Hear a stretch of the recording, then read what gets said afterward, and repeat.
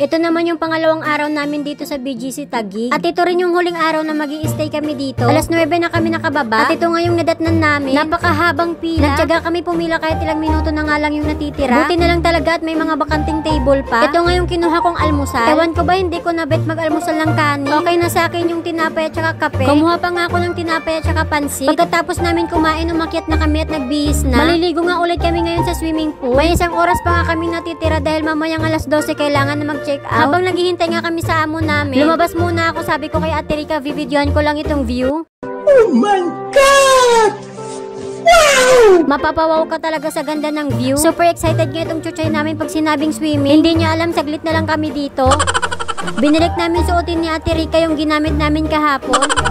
Syempre yung pangtaas at pangbaba lang yung binalik namin. Yung pangloob hindi na iba naman. Nagpicture-picture nga lang muna kami dito para may pang my day. Sa last day na pag-i-stay namin dito, ang ganda nga ng pool nila dito, ang babaw. 2 feet yung pool ng pangbata. Tapos yung pang-adult naman 4 feet. At ayan na nga may papalapit na balyena. At ayun na nga pagkatapos namin magbabad sa pool, umakyat na kami sa taas, nag-impake at lumarga na. Grabe talaga itong lugar na to. Lakas maka-abroad. Salamat sa mga amo namin. Nag-enjoy kami, hindi ko alam kung nag-enjoy kayo. Ito nga na naman yung biglaang lakad. At biglaang hindi mo alam, ubos na pala yung pera mo. Akala nyo ang layo-layo ng binahe namin. Hindi nga umabot ng 20 minutes na sa bahay na kami. Pagkarating namin sa bahay, nagluto si Ate Rica ng ulam. Halaan na may miswa at saka patola. Itong kuhol naman, ininit lang ni Ate Rica. Binigay nga pala itong halaan at saka kuhol. Galing pa nga ito sa Batangas, ala ni Ate Grace na lola ng amo naming babae. Pag pumupunta ngayon dito, palaging may dalang ulam. Kita nyo na kung gaano kami kakalat kumain. Char lang, palagi talagang madaming sobrang pagkain. Kinagabihan sa labas nga na naman kami kumain. Ewan ko kung Japanese, Chinese, Korean ba itong kinainan namin. Ito nga pala yung in-order nilang mga pagkain. Simut sarap nga yung in-order nilang pagkain pagkasama ako.